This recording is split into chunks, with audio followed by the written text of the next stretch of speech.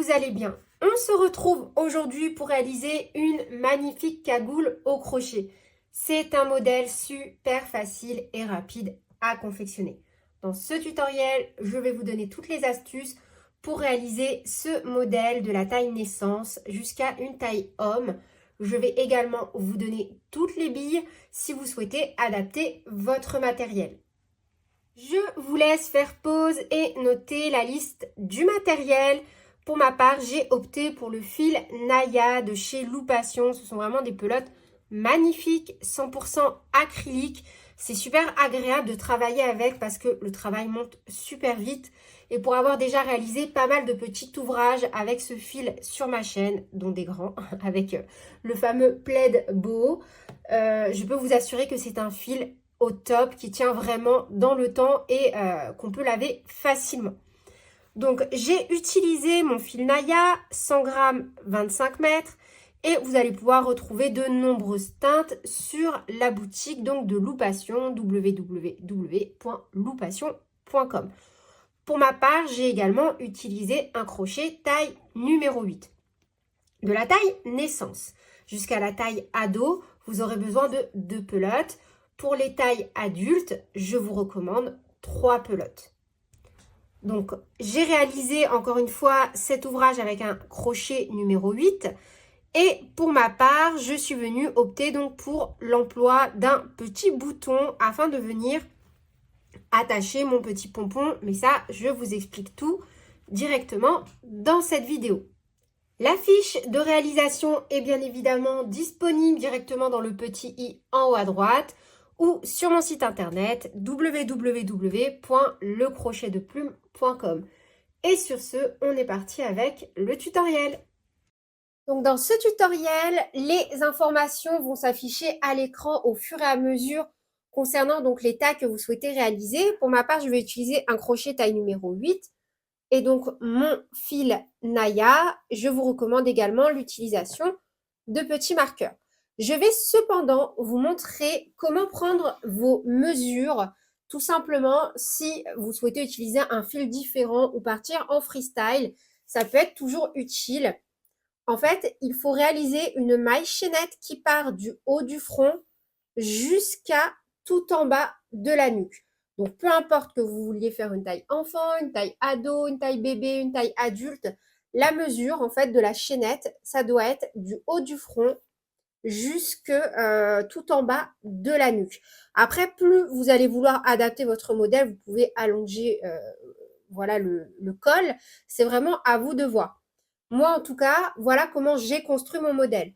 Je suis partie d'une chaînette qui est partie de la base du front de mon fils jusqu'à arriver en bas de la nuque. En fonction de la taille que l'on souhaite réaliser, on vient donc faire une maille chaînette. Donc, on commence par faire un nœud coulant et on monte le nombre de mailles en l'air qui nous intéresse.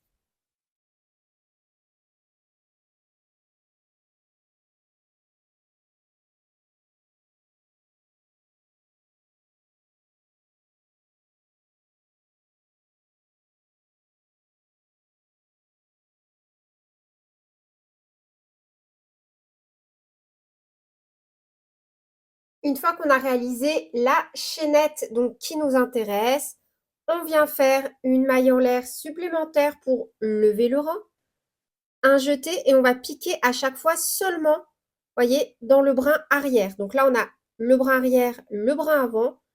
On va venir faire une demi-bride dans chaque maille de notre chaînette. Je vous recommande fortement de marquer à chaque fois la première maille de chaque nouveau rang. Et toujours en piquant seulement dans le brin arrière, on vient faire donc une demi-bride dans chaque maille.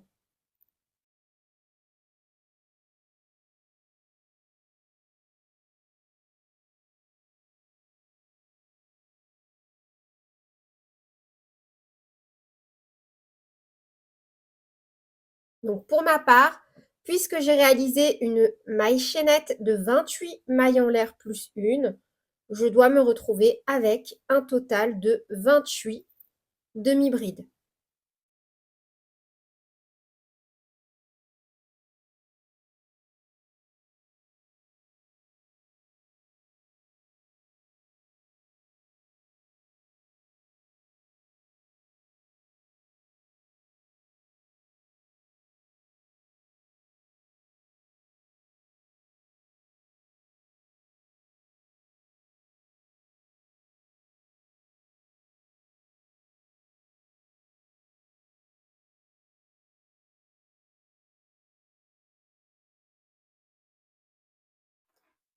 Et dans la dernière maille, une demi-bride.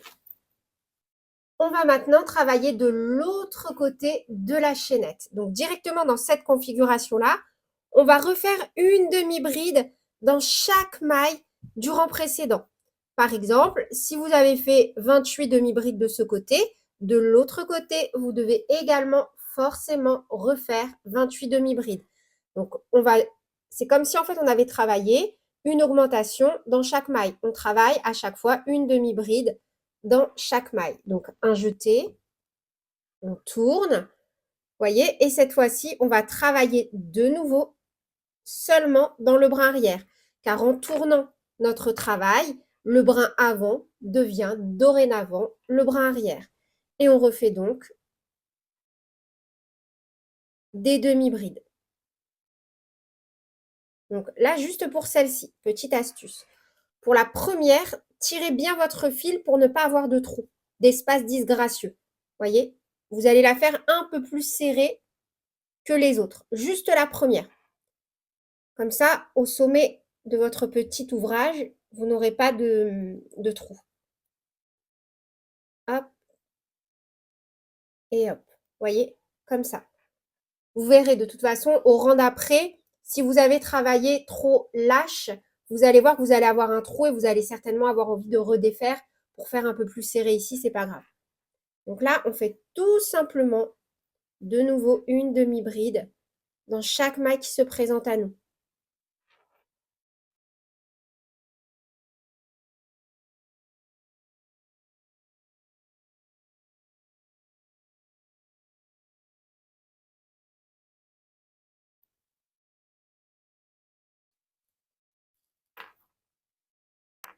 Voilà dans quelle configuration nous sommes une fois que l'on a terminé le premier rang.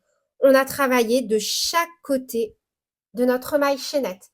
Et maintenant, c'est super facile. On va toujours répéter le rang numéro 2.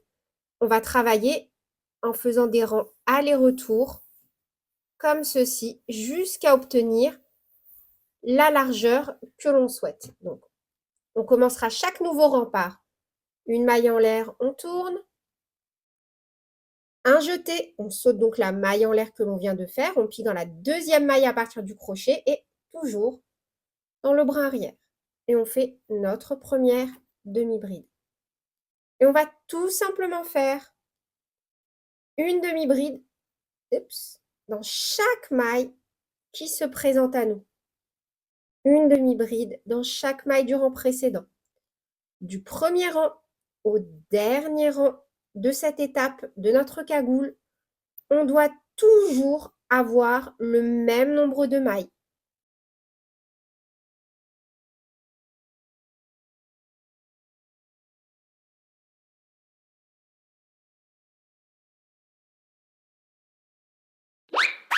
Si ce n'est pas le cas, la la li, la la, je laisserai ce petit passage dans la vidéo.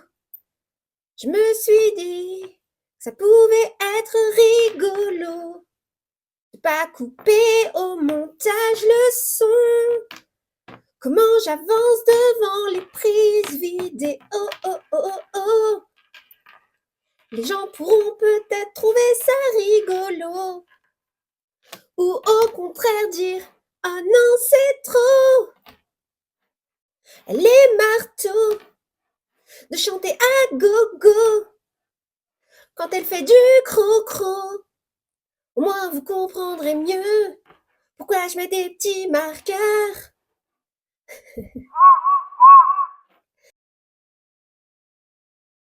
Une maille en l'air, on tourne et on répète tout simplement donc la même chose. On répète le rang numéro 2. Un jeté, on saute la première maille, on pique dans la deuxième, une première demi-bride, on redéplace notre petit marqueur et on vient tout simplement faire une demi-bride dans chaque maille qui se présente à nous jusqu'à atterrir de nouveau de l'autre côté, etc., etc. Donc là, en fonction de la taille que l'on souhaite réaliser, on fait le nombre de rangs que l'on veut. Donc moi, j'en ai fait 2, 4, 6, 8, 10. Je vais vous mesurer donc, mon ouvrage à moi. Je suis sur environ 19,5 cm de largeur et environ 33 cm de hauteur. Donc dans cette configuration-là, on va venir se positionner sur l'envers de l'ouvrage. L'envers de l'ouvrage, c'est tout simplement là où on a le dernier rang de côte qui n'est pas terminé. Et on va donc venir unir en réalisant le nombre de mailles coulées que l'on souhaite. Donc moi, je retire. J'avais fait une maille en l'air déjà. Donc je la refais devant la caméra. Une maille en l'air. Et on va venir unir. Alors, dans la partie qui se trouve en face de nous. Celle-ci, la partie, on va l'appeler avant. On va piquer à chaque fois au milieu de la demi-bride.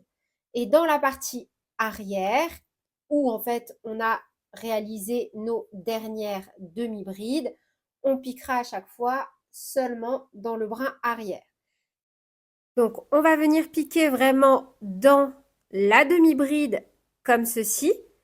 Puis sur notre partie arrière, on ne pique surtout pas dans la maille en l'air, mais bien dans la maille qui correspond à la première demi-bride de l'autre côté. On fait une maille coulée. Et on va faire ça donc autant de fois que nécessaire en fonction de la taille que l'on souhaite. Vous voyez, on va également rester très très souple. Moi, j'utilise mon crochet taille numéro 8, mais vraiment n'hésitez pas à utiliser un crochet d'1 à 2 tailles supérieures. C'est super important de rester souple. Et on va travailler donc comme ça autant de fois que nécessaire pour faire la taille que l'on souhaite. C'est comme ça que l'on va donc former notre petit col. Dans la partie devant nous, on pique dans la demi-bride et dans la partie arrière, on pique seulement dans le brin arrière. En fonctionnant comme ça, on n'aura aucune démarcation.